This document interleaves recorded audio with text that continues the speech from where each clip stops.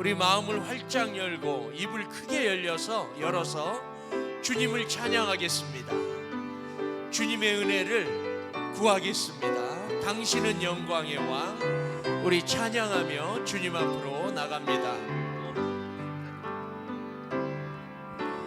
당신은 영광의 왕, 당신은 평강의 왕,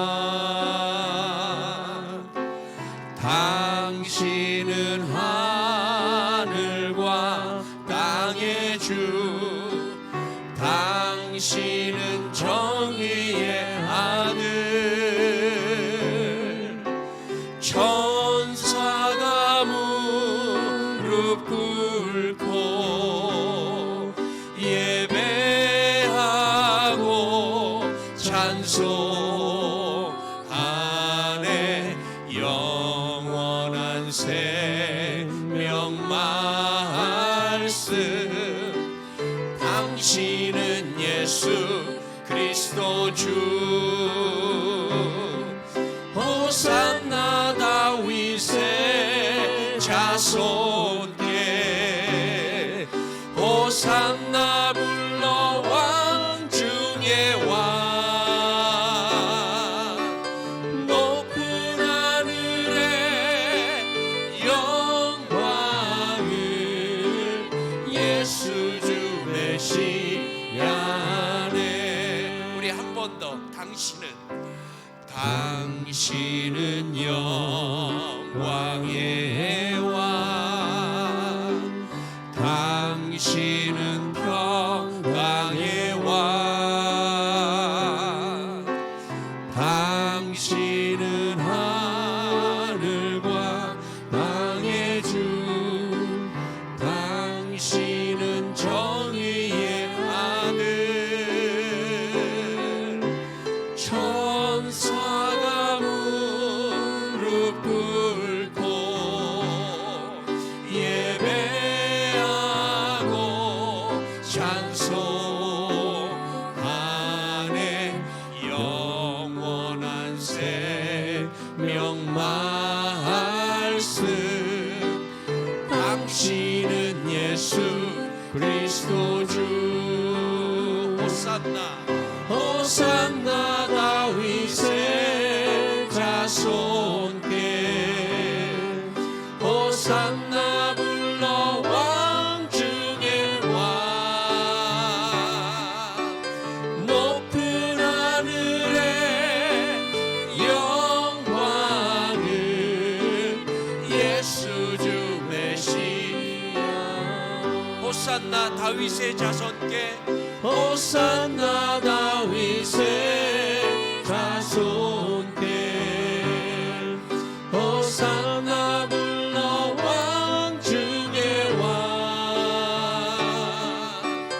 높은 하늘의 영광을 예수 주 메시아네.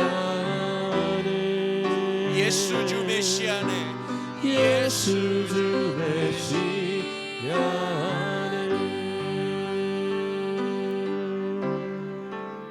아멘.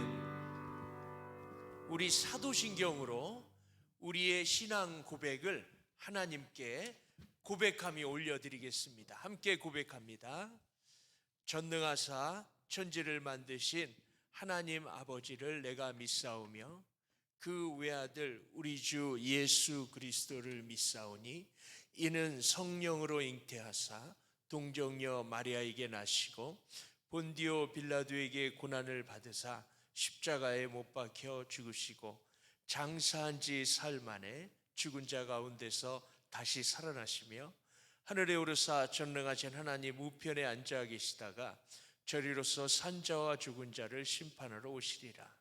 성령을 믿사오며 거룩한 공예와 성도가 서로 교통하는 것과 죄를 사하여 주시는 것과 몸이 다시 사는 것과 영원히 사는 것을 믿사옵나이다. 아멘.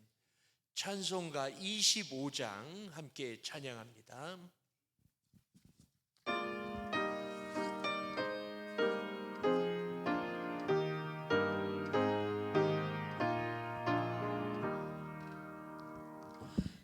멸류관 벗어서 주 앞에 드리세.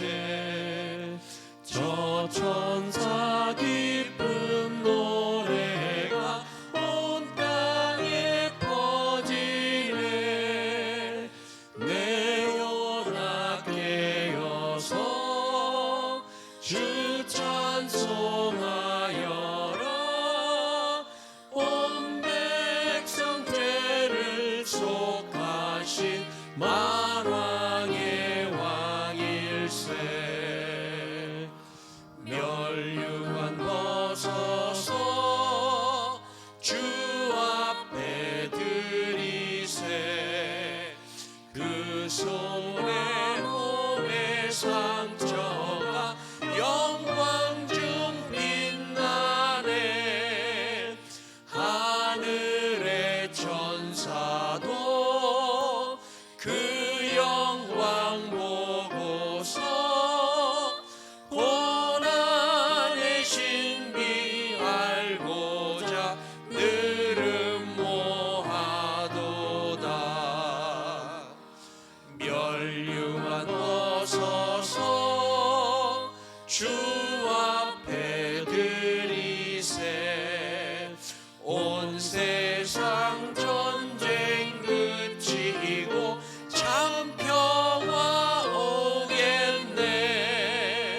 주 보좌 앞에서 온 백성 엎드려 그 한량없는 영광을 늘 찬송합니다.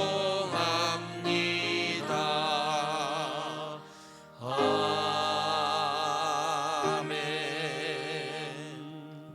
자리에 앉으셔서 하나님께서 오늘 우리에게 주시는 말씀은 마태복음 5장입니다. 마태복음 5장 1절에서 12절까지.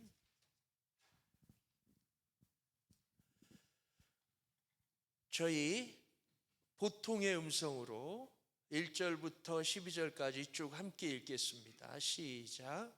예수께서 무리를 보시고 산에 올라가 앉으시니 제자들이 나온지라. 입을 열어 가르쳐 이르시되 심령이 가난한 자는 복이 있나니 천국이 그들의 것이며 애통하는 자는 복이 있나니 그들이 위로를 받을 것이며 온유한 자는 복이 있나니 그들이 땅을 기업으로 받을 것이며 의에 줄이고 목마른 자는 복이 있나니 그들이 배부를 것이며 긍휼히 여기는 자는 복이 있나니 그들이 긍휼히 여김을 받을 것이며 마음이 청결한 자는 복이 있나니 그들이 하나님을 볼 것이며 화평하게 하는 자는 복이 있나니 그들이 하나님의 아들이라 일컬음을 받을 것이며 의를 위하여 박해 자는 복이 있나니 천국이 그들의 것임이라. 나로 말미암아 너희를 욕하고 박해하고 거짓으로 너희를 거슬러 모든 악한 말을 할 때에는 너희에게 복이 있나니 기뻐하고 즐거워하라. 하늘에서 너희의 상이 큼이라. 너희 전에 있던 선지자들도 이같이 박해하였느니라. 아멘. 오늘 우리 권영고 목사님 팔복의 사람이라는 제목으로 말씀 전해주시겠습니다. 반갑습니다. 특별히 김광일 집사님 참 3주 만에 이렇게 뵙게 돼서 너무 좋습니다. 할렐루야. 새해가 엊그제 같았는데 벌써 2월 중순에 접어들고 있습니다. 이제 앞으로 한 열흘이면 또 사순절이 시작이 됩니다. 한참 지났지만 연말 연시에 우리들은 해피 뉴 이어, 우리말로 새해 복 많이 받으세요 라는 인사를 많이 주고받았습니다. 그런 인사를 주고받을 때 여러분은 어떤 의미를 담아서 주고받으셨습니까? 모르기는 해도 주로 오복을 생각하셨을 것입니다. 우리나라에 오래전부터 내려오는 말이죠. 무엇이죠? 인생 성공 내지 행복을 이루는데 필수적으로 거론되는 것들이죠. 시대의 변천에 따라 조금 변한 부분도 있지만은 대개 부가 들어가고 귀, 명예가 들어가고 수, 장수하는 것이 들어가고 그 다음에 강령, 건강하고 편안한 걸 얘기죠. 그리고 이제 다섯 번째가 자꾸 변합니다. 뭐 다자, 아들이 많은 것 또는 인복, 친구가 있는 복 또는 배우자 복, 치아복 이런 것들이 이제 다섯 번째로 끼어드는 것입니다. 그래서 이런 것을 골고루 갖추었을 때 그 사람은 성공한 사람이고 행복한 사람이라고 부러움을 사는 사람으로 쳐주는 그런 말이죠. 그런데 이 오복, 행복의 문제점은 그것이 잠시 동안이라는 것입니다. 그것이 재산, 부든 또는 명예든 이루었다 보면 나보다 더 이룬 사람이 보이고 즉시 나의 행복이 사라지는 것입니다. 그 다음에 또 이 오복은 다른 사람에 대한 배려가 없습니다. 그런 것을 갖추는 과정을 얘기하지 않습니다. 그래서 남이 어떻게 되든 나만 복받으면 된다는 생각이 깔려 있는 것입니다. 그래서 요행도 바라고 또 개같이 벌어 정성같이 쓴다라는 말도 생각이 나고 그런 것입니다. 그리고 자칫 모든 사람이 나의 경쟁자 내지 방해자가 된다는 것입니다. 예수님께서는 이런 세상에 오셔서 하늘나라, 하나님 나라의 도래를 선포하시고 새 질서, 새 가치, 새 목표를 제시해 주실 것입니다. 다시 말해 복된 삶, 행복의 정의를 다시 해 주신 것입니다. 그리고 그 나라를 이루어갈 제자들을 부르시고 그런 나라의 백성이 갖는 성품, 태도, 자세에 대해 마태복음 5장에서부터 7장까지 무려 107절에 걸쳐서 설교를 하신 것입니다. 그것을 우리말로 산상수훈이라고 하고 영어로는 그냥 Sermon on the Mount라고 하는 것이죠. 이 산상수훈 중 첫 번째로 나오는 오늘 본문 말씀을 특별히 팔복의 말씀이라고 합니다. 이 5장 1절에서 12절의 말씀은 산상수훈 전체의 어떤 일부라고 보기보다는 산상수훈의 토대가 되는 말씀이고 그 이하의 모든 수훈들을 관통하며 순종을 가능케 하는 매우 핵심적인 내용으로 복 있는 사람의 이 8가지, 8가지 요소를 정의해 놓고 있습니다. 심령이 가난한 자, 애통하는 자, 온유한 자, 의에 굶주린 자, 긍휼히 여기는 자, 마음이 청결한 자, 화평케 하는 자, 주를 위해 핍박을 받는 자가 참으로 복받은 행복한 사람이라고 말씀하시는 것입니다. 정말 파격적인 말씀입니다. 세상의 가치를 뒤집는 말씀입니다. 우리가 익숙한 오복과는 큰 차이가 있습니다.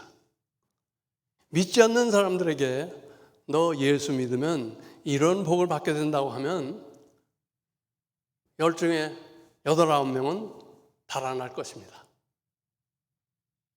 여기에 세상과 기독교의 극명한 차별성이 있는 것입니다. 이러한 팔복을 드리는 하나님 나라의 행복한 백성들만이 그 이하에 나오는 이 97절에 걸친 모든 수훈을 제대로 이해하고 순종할 수 있게 된다는 것입니다. 사람들이 흔히 범하는 이 팔복에 대한 오해가 있습니다.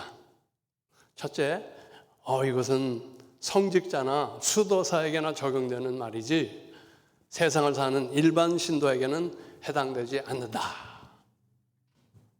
또 이것은 예수를 믿지 않는 사람에게도 해당되는 말씀이다. 예수를 안 믿는 사람 중에도 온유하고 화평케 하고 핍박받고 마음이 가난한 사람이 있다. 그 사람들도 복받은 사람들 아닌가. 세 번째는 8가지 중에 다는 안 돼도 그 중에 몇 개만 되면 복 있는 사람이냐. 즉 온유하고 화평케 하고 긍휼히 여기는데 핍박은 받지 않는 사람이 있다면 복 있는 사람이냐. 오늘 이 팔복에 대해서 전체적으로 알아야 할 내용, 또 그중 특별히 5번째 긍휼한 복에 대해서 생각해 보려고 합니다.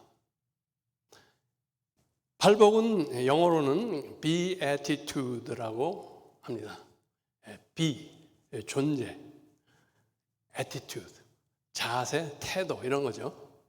어떤 자세가 된다는 의미죠. 신자가 되어 예수님을 따라 살 때 이루어지는 바람직한 영적 상태와 복된 삶의 자세라고 할 수가 있습니다. 하나님 말씀과 은혜 안에서 성령님의 인도에 순종하는 삶을 살 때 이루어지는 신자의 모습입니다. 어찌 보면 갈라디아서 2장에 나오는 성령의 9가지 열매와 비슷한 것입니다. 나의 의지와 노력으로 이루어지는 것이 아니고 우리와 동행하시는 하나님, 즉 성령께서 순종하는 우리에게 이루어 주시는 것입니다. 첫째, 그 하나님의 은혜와 성령님의 역사가 믿는 우리 모두에게 똑같이 임하듯이 팔복은 성직자나 특별한 사람만이 아닌 모든 신자에게 적용되는 말씀입니다. 하나님의 자녀된 신자 모두에게 주어지는 복이다. 이런 사람이 진짜 천국 백성이고 지상에서도 천국을 누리고 영원한 천국과 상급이 있는 행복한 사람이라는 것입니다. 그 2번째 오해, 성령님의 역사 아래 있는 천국 백성에게는 이 8가지가 다 나타나게 된다는 것입니다. 어떤 것이 좀 더 강하게 나타나고 덜 강하게 나타나는 차이는 있겠지만은 이 8가지가 모두 나타난다는 것입니다. 그들은 다 연관되어 있는 것입니다. 우리가 잘 아는 성삼위의 하나님이 늘 함께 하시듯이 아버지 하나님이 앞으로 나타나시지만 아들 하나님과 성령 하나님이 늘 함께 계시는 거예요. 또 성령 시대에 와서 성령이 앞에 나타나시지만 그 뒤에 아버지 하나님과 아들 하나님이 늘 함께 하시듯 어떤 이 팔복의 어떤 한 복이 드러날 때 나머지 7가지 복도 함께 드러난다. 그곳에 있다는 것입니다. 따라서 이것은 성령님의 내재가 없는 말씀의 인도를 받지 않는 비신자에게는 적용이 안 되는 말씀입니다. 하나님의 성령의 열매가 아니기 때문에 하나님에게는 아무 의미가 없는 것입니다. 요즘 세상에서 미모를 가지고 태어난 사람들이 특별 대우를 받는 것 같은데 하나님은 자연적으로 가지고 난 외모를 보지 않으신다는 것입니다. 할렐루야. 다 좀 미인들만 있어가지고 아멘을 안 하시네. 그거 마찬가지죠. 우리가 타고난 어떤 자연적인 좋은 성품, 그것도 하나님이 보지 않으신다는 것입니다. 그러한 성품에 얼룩진 죄성의 때가 벗겨지기까지 하나님이 보시는 것은 우리가 그분의 은혜 안에서 예수를 영접하고 죄 용서받고 성령님 인도 따라서 얼마나 변했느냐, 즉 얼마나 팔복의 사람이 되었느냐만이 문제인 것입니다. 따라서 우리 여권이, 우리의 시민권이 어느 나라에 있느냐를 분명히 보여주는 것 같이 이 팔복은 신자와 비신자를 가르는 아이디, 신분증 같은 것이 된다는 것입니다. 예, 그렇습니다. 신자도 세상에 살지만 세상에 속하지는 않는다는 것입니다. 먹고 마시고 입는 것이 중요하지만 그것을 염려하거나 거기에 목매달지 않는다는 것입니다. 믿음으로 하나님의 영에 연결된 사람과 그렇지 않은 사람이 같을 수가 없다는 것입니다. 하나님의 사람들은 세계관이 바뀌죠. 하나님의 나라와 그 의를 구하는 그러한 그렇게 목표와 가치관이 달라지기 때문에 이 팔복의 아이디어를 드러낼 수밖에 없다는 것입니다. 우리도 전에는 성령도 하나님도 모르고 세상의 복, 오복이 전부인 양 그것을 추구하던 인생이었습니다. 그러나 나 중심의 경쟁적이고 이기적인 삶을 살던 그런 사람들이었습니다. 자선을 하고 봉사를 한다 해도 결국은 어떤 반대급부를 구하는, 반대급부를 기대하는 속물들이었습니다. 그런데 어쩐 일인지 하나님의 은혜로 예수님을 나의 구주로 영접하고 신자가 된 후 우리는 그런 삶이 죄악되는 것을 깨닫게 되고 죄인인 우리를 위해 십자가에 돌아가신 예수님을 만나 그의 용서의 사랑에 감격하여 이 천국 시민의 좁은 길에 자원하여 들어선 사람들입니다. 그리고 믿음이 깊어지며 우리에게는 오복이 전부가 아닐 뿐더러 그것은 지극히 수준이 낮고 순간적인 행복인 것을 알게 된 사람들입니다. 오복보다 견고하고 차원 높고 영원한 복이 있음을 깨달은 사람들입니다. 즉 팔복을 누리는 복된 사람들이 된 것입니다. 그런데 여러분은 솔직히 이 팔복을 누리고 계십니까? 행복하십니까? 오복이 부족해서 세상에서 괄세를 받는다 해도 여전히 행복합니까? 다른 말로 장성한 천국 시민의 모습이 있습니까? 미안하지만 아닐 것입니다. 한국 교인만 그렇지는 않겠지만 우리는 여전히 세상적 성공과 복에 미련이 남아있는 것 같습니다. 이것은 교회와 지도자의 책임이 크다고 보는데 한동안 한국 교회를 이끌었고 또 그로 인해서 경제 부흥과 물질적 풍요로운 삶을 이루게 되었지만 이 한국 신자들에게 팽배해 있는 것이 소위 번영 신학입니다. 영어로 prosperity gospel이라고 그러죠. 많은 한국 신자들이 교회 생활을 열심히 해서 팔복이 아닌 오복의 사람이 되는 것을 하나님의 축복인 양 생각하게 된 것입니다. 구원과 영생도 믿지만 세상의 오복을 누리기 위한 방편으로도 예수를 믿는다는 것입니다.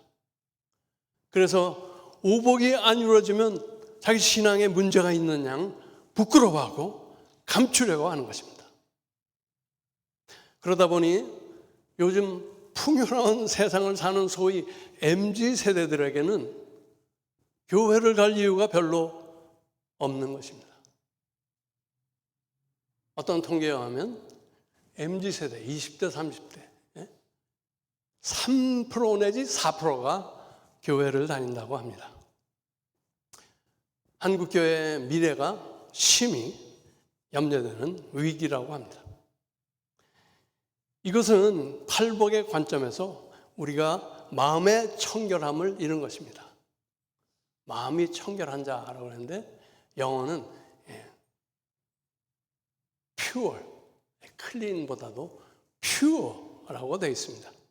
다시 말해 마음의 순수함을 잃었다. 다른 말로 single-mindedness를 잃어버리는 것입니다. 그래서 우리는 이단이나 세상의 타락한 사조도 경계해야 하겠지만 그 이전에 우리 마음의 청결 내지 순수함을 회복해야 할 것입니다. 그래서 온전한 팔복의 신자들과 교회가 되는 것이 보다 시급한 문제가 아닌가 생각하는 것입니다. 시간상 팔복의 하나하나를 다 다루지는 못하지만 오늘은 그 5번째 긍휼의 사람에 대해서 생각해 보려고 합니다. 특별히 올해 우리 교회 표가 뭐죠? 내 이웃을 내 자신같이 사랑하라. 주보에 크게 나오겠죠. 이 말씀은 구약의 레위기를 포함하여 신약의 여러 곳에 나타나는 말씀이죠. 예수님이 온 율법과 선지자의 강령을 압축해서 농축해서 주신 말씀입니다. 여러분, 이 말씀을 들을 때 구체적으로 무엇이 떠오르십니까? 무엇이 내 이웃을 나 자신같이 사랑하는 것일까요? 저게 몇 가지 예가 떠오릅니다.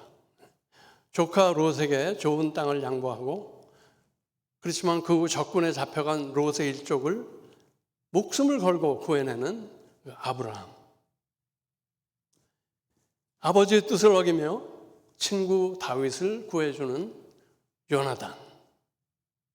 강도 만나 죽어가는 사람을 구해주는 선한 사마리아인. 자신의 2 아들을 죽인 공산 청년을 살려서 양자 삼은 사랑의 원자탄이라는 별명이 붙은 손양원 목사님.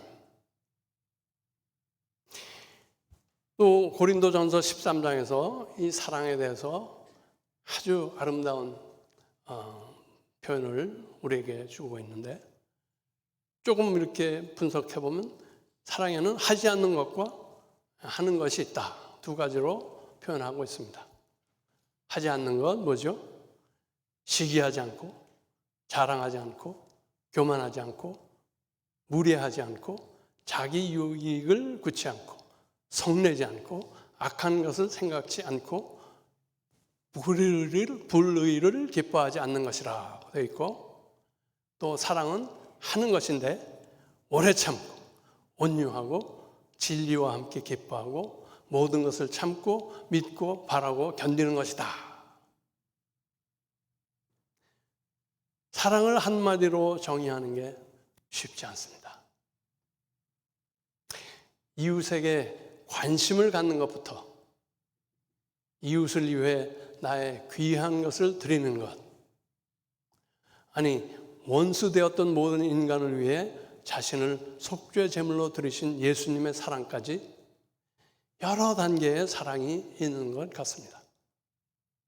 결국 최고의 온전한 사랑을 하려면 예수님 같이 되어야 한다는 것입니다. 그리고 오늘 예수님이 본문에서 말씀하시는 팔복의 사람이 되어야 한다는 것입니다. 그 중에서도 이 5번째 긍휼의 복이 사랑과 가장 가까운 복이 아닌가 생각하는 것입니다. 긍휼히 여기는 자는 복이 있나니 저희가 긍휼히 여김을 받을 것이며. 저희 세대는 식민 통치와 민족 상잔의 전쟁을 거치면서 생겨났는지 모르지만 그 획일적 사고와 남의 잘못에 대한 비난과 정죄가 많았던 것 같습니다. 그리고 나와 다른 것을 교정한다고 무리한 언어나 행동도 많이 한 것 같습니다. 중학교 다닐 때 한 아이는 이 출석 시간에 이름을 부르면 예 이렇게 대답을 하는데 그걸 잘 못했어. 여 이렇게 대답을 했어. 근데 그것을 자기를 놀린다고 오해한 교사로부터 폭행을 당하고 그 충격으로 귀가 멀고 그래서 유급하게 되고 인생이 망가지는 것을 목격을 했습니다. 요새 같아서는 상상도 할 수 없는 일이죠. 근데 그때 참 왜 그렇게들 이해심과 여유가 없었는지, 다시 말해 긍휼이 없었어요. 내 기준에 맞지 않는다고, 좀 다르다고 공개적으로 비난하고 체벌하고 정말 긍휼하지 못했던 것 같아요. 근데 이 긍휼이라는 단어부터 우리에겐 참 익숙하지 않습니다. 잘 쓰지 않는 거죠, 일상생활에서. 히브리어로는 이게 헤세드라는 단어고요. 헬라어는 엘레야몬, 영어로는 mercy, compassion, pity 이런 게 원어들입니다. 그래서 최근에 번역된 한글 성경에는 이 긍휼을 자비로 바꾸고 있고 또 인자라고도 번역합니다. 불쌍히 여기는 것입니다. 그럼 이 긍휼, 자비, 인자한 사람은 어떤 사람을 말하는 것일까요? 여기서 말하는 긍휼은 팔복의 모든 항목처럼 천성적으로 인정이 많고 인심 좋고 후한 사람을 말하는 것은 아닙니다. 특히 자기 식구라고 또는 자기 편이라고 무조건 봐주거나 또 긍휼을 한다고 하면서 진리와 질서가 무시되고 다른 사람이나 공동체에 피해를 주는 그런 것은 아닙니다. 이것은 시편 89편 14절에 있듯이 의와 공의가 주의 보좌의 기초라. 인자함과 진실함이 주를 앞서 행하나이다. 하나님의 공의와 진리가 존중되면서 용서와 너그러움이 베풀어지는 것. 하나님의 긍휼과 자비를 먼저 받은 사람이 나에게 비치고 죄 짓는 사람을 향해 하나님이 나에게 드러내신 성품을 나도 드러내는 것. 인간사회에서 공의와 정의를 얘기하면 그것은 눈에는 눈, 이에는 이입니다. 사람을 죽인 자는 사형입니다. 구약시대에도 그랬고 현재 많은 나라의 법이 그렇죠. 소위 똑같이 갚아준다는 의미죠. 미국 사람들 그런 말 잘 씁니다. I'll get even. 내가 널 갚아주겠다. 심지어 교인들 간에도 내가 당한 만큼 주겠다고 벼르거나 실제로 기회가 왔을 때 갚는 사람도 있습니다. 똑같이 갚으면 그래도 나은데 문제는 덤을 보태서 갚는다는 것입니다. 똑같이 줘서는 직성이 안 풀리는 것이죠. 그래서 되로 받고 말로 주는 것입니다. 그리고 당한 사람은 또 다음 기회를 노리고 악순환이 계속되는 것입니다. 우리는 결국 다 멸망하게 되어 있는 것입니다. 나는 아니다라고 말할 수 있는 사람이 많지 않을 것입니다. 그런데 주님께서 오셔서 법이 바뀌고 인류 역사의 흐름이 바뀐 것입니다. 그가 새로운 법을 주신 것입니다. 이 악순환의 고리를 끊을 수 있는 길을 열어주신 것입니다. 예수님을 믿는 사람, 그의 십자가 보혈로 죄 용서받고 자비를 얻은 사람은 이제 예수님의 새로운 법 아래서 산다는 것입니다. 그 자비를 참으로 받았다면 자비로운 성품의 새 사람이 된다는 것입니다. 여러분, 우리는 과연 어떤 긍휼과 자비를 받았습니까? 우리는 모두 하나님 앞에 범죄한 인간들이었습니다. 로마서 3장 9절 이하에서 이렇게 말하고 있습니다. 그러면 어떠하뇨? 우리는 나으뇨? 결코 아니라 유대인이나 헬라인이나 다 죄 아래 있다고 우리가 이미 선언하였느니라. 기록한 바 의인은 없나니 하나도 없으며 깨닫는 자도 없고 하나님을 찾는 자도 없고 다 치우쳐 한 가지로 무익하게 되고 선을 행하는 자는 없나니 하나도 없도다. 저희 목구멍은 열린 무덤이요 그 혀로는 속임을 베풀며 그 입술에는 독사의 독이 있고 그 입에는 저주와 악독이 가득하고 그 발은 피 흘리는데 빠르니라. 여러분, 법을 따른다면 지은 죄와 똑같이 우리가 받는다면 우리는 다 죽어 영묘에 들어가야 할 인간들이었습니다. 그런데 하나님께서 그렇게 안 하셨다는 것입니다. 우리를 긍휼히 보셨다는 것입니다. 불쌍히 보셨다는 것입니다. 우리가 받아야 할 벌을 그 친아들에게 대신 받게 하시고 우리를 의롭다 칭함받는 당신의 자녀와 백성으로 삼아 주셨다는 것입니다. 그것이 은혜요 하나님의 자비라는 것입니다.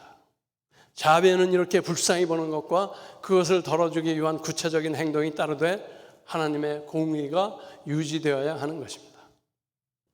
선한 사마리아인을 기억합니까? 자신을 멸치하던 유대인이 강도 맞아 쓰러져 죽어갈 때, 같은 동족 레위인과 제사장이 멀찍이 피해갈 때 그가 가까이 가서 상처를 치료해주고 여관에 데려가고 비용을 대고 했다는 것입니다. 살려줬다는 것입니다. 나를 멸치하고 박해하던 놈 내가 왜 도와? 죽어도 싸다 하지 않았다는 것입니다. 온유했던 아브라함을 기억하시죠? 조카 롯에게 좋은 땅을 양보하며 살림을 나눌 때 많은 손해를 봤을 것입니다. 괘씸한 놈하고 섭섭한 마음을 품을 수도 있었습니다. 그런데 뒤에 보니까 조카가 적군에 잡혀가게 됐을 때 아브라함이 식소를 이끌고 가서 목숨을 건 싸움을 해서 구해주는 것입니다. 긍휼입니다. 자비는 죄는 미워하되 죄인은 미워하지 말라는 말과 관련이 있습니다. 나에게 죄 짓는 사람, 그 죄는 아프고 밉지만 그 사람은 불쌍히 여기라는 것입니다. 그 사람이 죄와 악의 사슬, 세상과 사탄의 사슬에 매여 있는 것을 불쌍히 보아야 한다는 것입니다. 나도 한때 그런 상태에 있었던 것을 잊지 말아야 하는 것입니다. 나를 불쌍히 보시는 하나님의 자비로 구속받은 것을 기억해야 한다는 것입니다. 예수님께서 엄청난 대가를 치르신 것을 잊지 말아야 한다는 것입니다. 성경에 또 하나의 예가 있습니다. 빚진 두 종의 이야기죠. 마태복음 18장 10,000달란트, 약 500만 불을 빚진 종이 주인의 자비로 그 빚을 탕감받은 후에 자기에게 100데나리온, 약 16불 빚진 다른 종의 빚을 탕감하지 않을 때 주인이 그 악한 종의 탕감을 취소했다는 예입니다. 여러분, 큰 빚 탕감받은 사람이 누구입니까?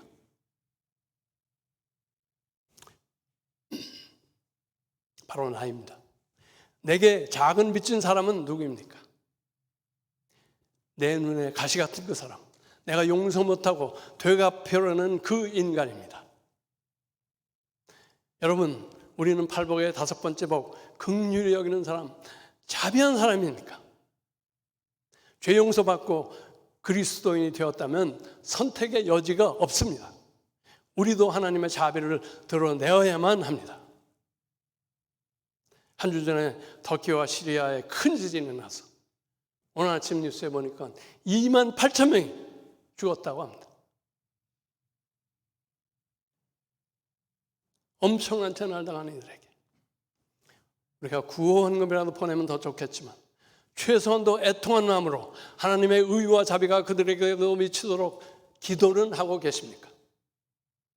아니면 나와 상관없어? 아직도 더 하면서 계속 부족한 오복의 삶을 채우기 위해 살고 있지는 않습니까? 마지막으로 그리스도인은 큰 긍휼과 자비를 입어 구원받아 오늘에 이른 사람들입니다. 구원이 3단계가 있듯이 받은 구원, 받아가는 구원, 받을 구원. 긍휼도 한 번 받은 것으로 끝나지 않습니다. 계속 받아가야 하는 것입니다. 믿음으로 구원받는데도 하나님의 긍휼이 필요했지만 이루어가는 구원, 성화의 과정에서도 하나님의 긍휼이 필요하고 더 중요한 영광의 구원, 영화에도 그분의 긍휼이 필요한 것입니다. 앞으로 언젠가 닥칠 최후의 심판날이 있다는 것을 잊지 말아야 하는 것입니다. 그때 우리가 평소에 잘 몰랐던 수많은 죄가 그 앞에서 드러나게 된다고 성경은 말하고 있습니다. 누가복음 8장 17절이죠. 숨은 것이 장차 드러나지 아니할 것이 없고 감추인 것이 장차 알려지고 나타나지 않을 것이 없느니라. 그때 우리에게는 참으로 하나님의 자비가 필요한 것입니다. 그 긍휼을 보장하는 것이 긍휼히 여기는 우리의 모습입니다. 우리 삶의 자취인 것입니다. 내주하시는 성령님의 역사로 긍휼한 자 되어 하나님과 사람들의 자비를 계속 누리는 우리 모두와 교회 되시기를 축원합니다. 더하여 하나님이 귀히 보시는 복된 사람, 팔복을 누리는 사람들 다 되시기를 축원합니다. 잠시 눈 감고 기도하겠습니다. 한 2, 3분간 우리가 자비하지 못했던 것, 용서하지 못하는 마음, 똑같이 갚으려 하는 마음, 큰 자비받은 것을 깨닫지 못하는 마음, 이제 그런 긍휼이 더 필요 없는 양 산 것, 이런 것들을 내어놓고 하나님께 회개하는 시간을 갖겠습니다. 한 2, 3분 기도하시겠습니다.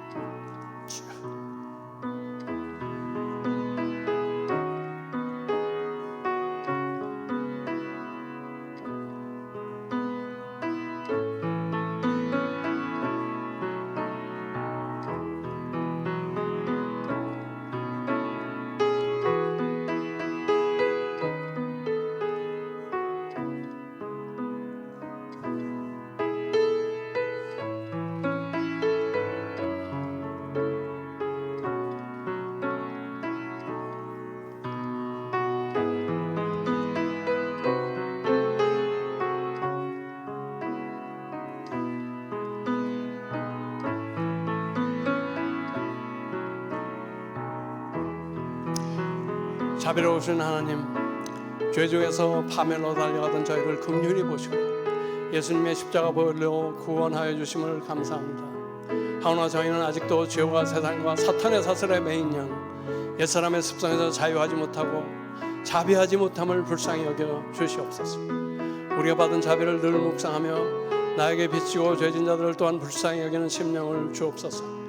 그래서 하나님의 자비를 이 세상에서뿐만 아니라 마지막 심판날에도 누리는 복된 자들 되게 하옵소서. 더하여 기도드립니다. 아직도 계속되는 우크라이나 전쟁, 집과 나라를 떠나는 수많은 난민들, 지진으로 인한 사상자들과 유족들에게 긍휼을 베풀어 주옵소서. 그들에게 주님의 의와 자비가 미치게 하여 주옵소서. 돕는 손길들이 일어나게 하시고 속히 전쟁이 종식되고 파괴로부터 회복과 삶의 안정을 찾게 하옵소서. 우리 주 예수 그리스도의 이름으로 기도하였습니다. 아멘.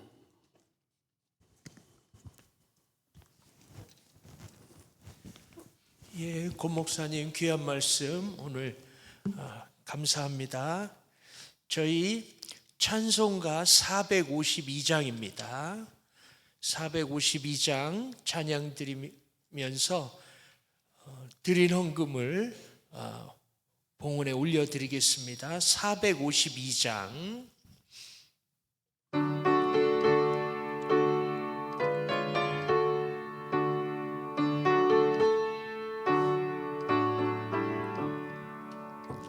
내 모든 소원 기도의 제목 예수님 닮기 원함이라.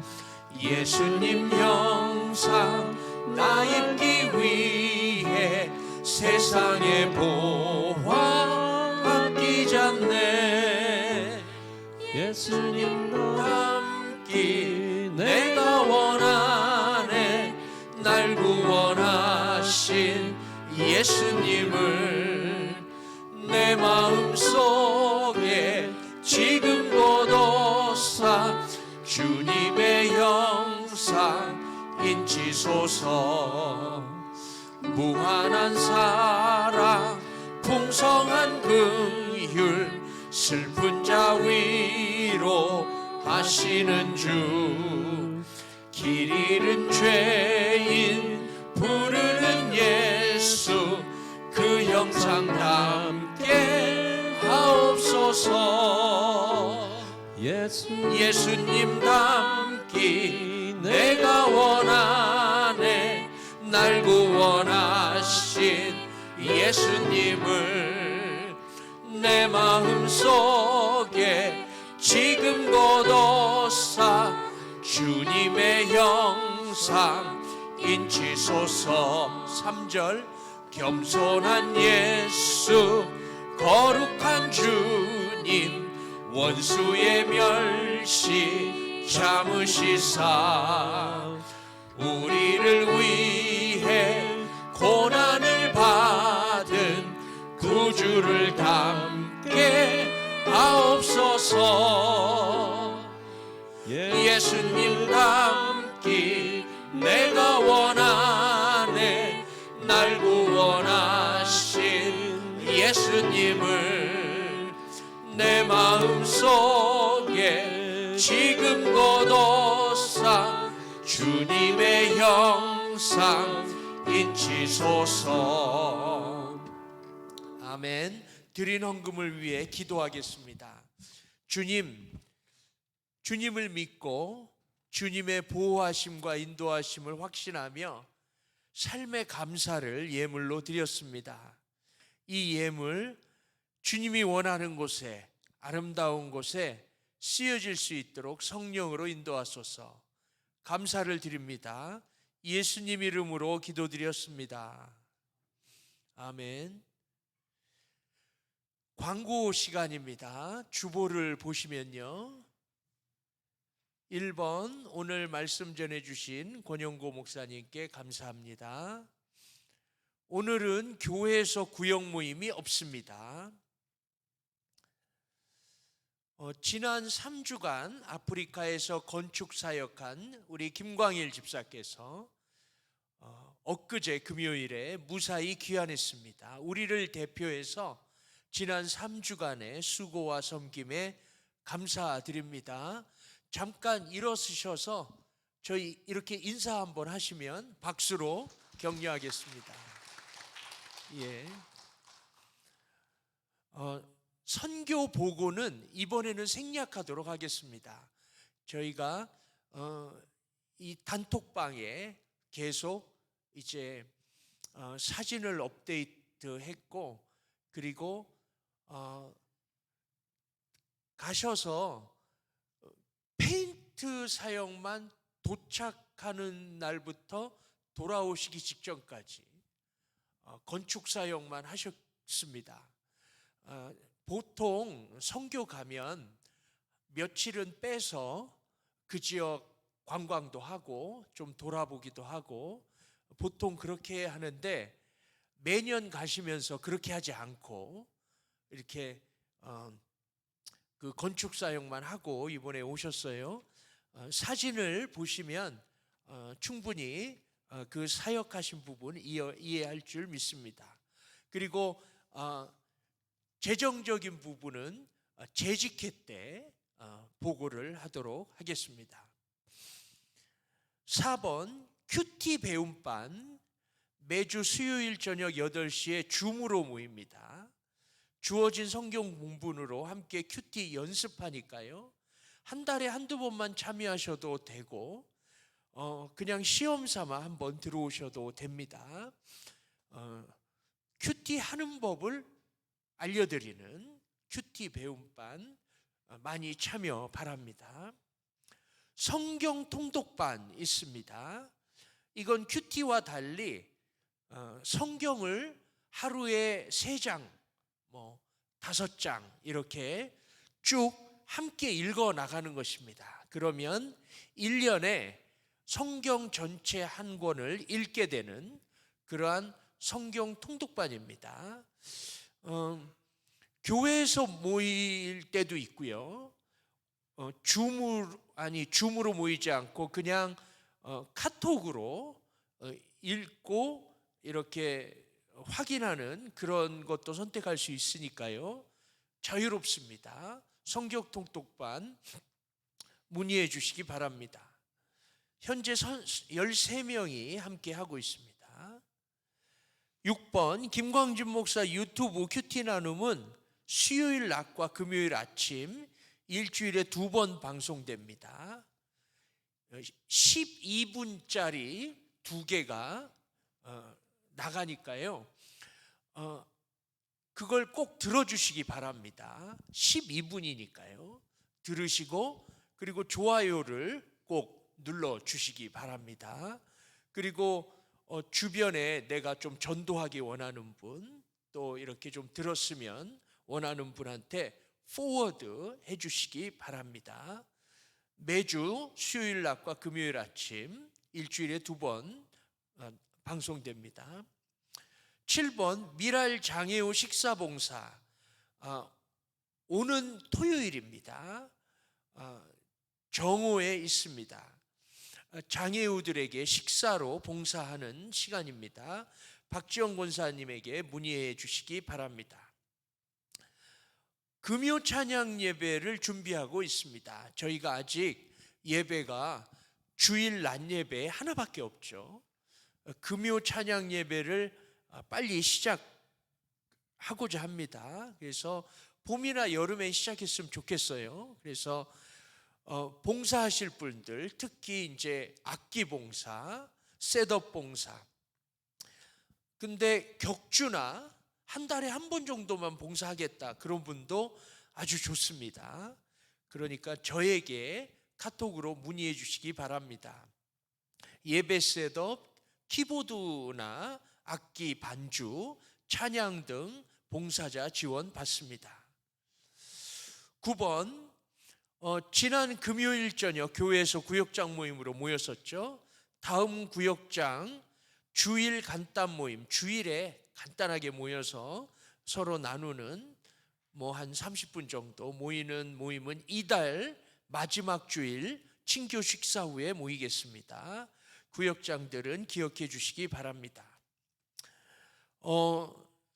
매일 성경 연간 구독 신청 받습니다. 매일 성경이 뭔지 잘 모르시는 분도 저에게 문의해 주시면 되고요. 2달에 한 권씩 사게 되는, 2달에 한 권이면 이제 큐티 가이드를 해주는 매일 성경 책입니다. 우리 주소연 자매가 신청을 받고 있습니다. 나가시는 길에 꼭 사인업 해주시기 바랍니다. 지난주에도 오셨는데 오늘 이렇게 저희 교회 등록 의사를 밝히고 앞으로 계속 함께 신앙생활 하도록 했으면 좋겠습니다.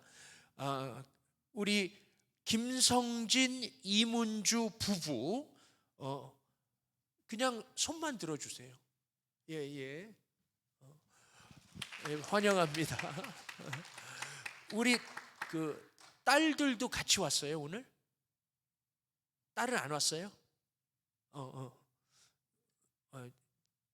왔는지 안 왔는지 모르겠네요. 예, 알겠습니다. 환영합니다. 같이 식사하면 좋겠습니다. 오늘 우리 예배 마치고 모두 그 식당으로 가셔서 국밥을 함께 식사하도록 하겠습니다. 저희 오늘 보시다시피 결석이 많잖아요. 그러니까 한 분도 빠지지 마시고 식사하고 가시기 바랍니다. 우리 다 함께 일어서시겠습니다. 선한 능력으로 일어서리. 우리 힘차게 찬양 드리고 우리 권영고 목사님 올라오셔서 축도해 주시고 예배를 마치겠습니다. 주 선한 능력으로, 주 선한 능력으로 안으시네. 그 크신 팔로 날 붙드시네. 절망 속에도 흔들리지 않고 사랑하는 주 얼굴 구하리. 선한 능력으로, 선한 능력으로 일어서리. 주만 의지하리. 믿음으로 우리 고대한에 주 오실 그날 영광의 새날을 맞이하리. 2절 이전의 괴로움 날에 워싸고 고난의 길을 걷는다 해도 주님께 모두 맡긴 우리 영혼 끝내 승리의 날을 맞으리. 선한 능력으로 일어서리. 주만 의지하리. 믿음으로 우리 고대한에 주 오실 그날 승리의 새날을 맞이하리. 3절합니다. 주님이 마신 고난의 쓴 잔을 우리도 감사하며 받으리. 주님의 남은 고난 채워가며 예수와 복음 위에 살리라. 선한 능력으로 일어서리. 주만 의지하리. 믿음으로 우리 고대한에 주 오실 예수와 복음 위에 살리라. 선한 능력으로 일어서리. 선한 능력으로 일어서리. 주만 의지하리. 믿음으로 우리 고대하네 주 오실 그날. 예수와 복음 위에 살리라. 예수와 복음, 예수와 복음 위에 살리라.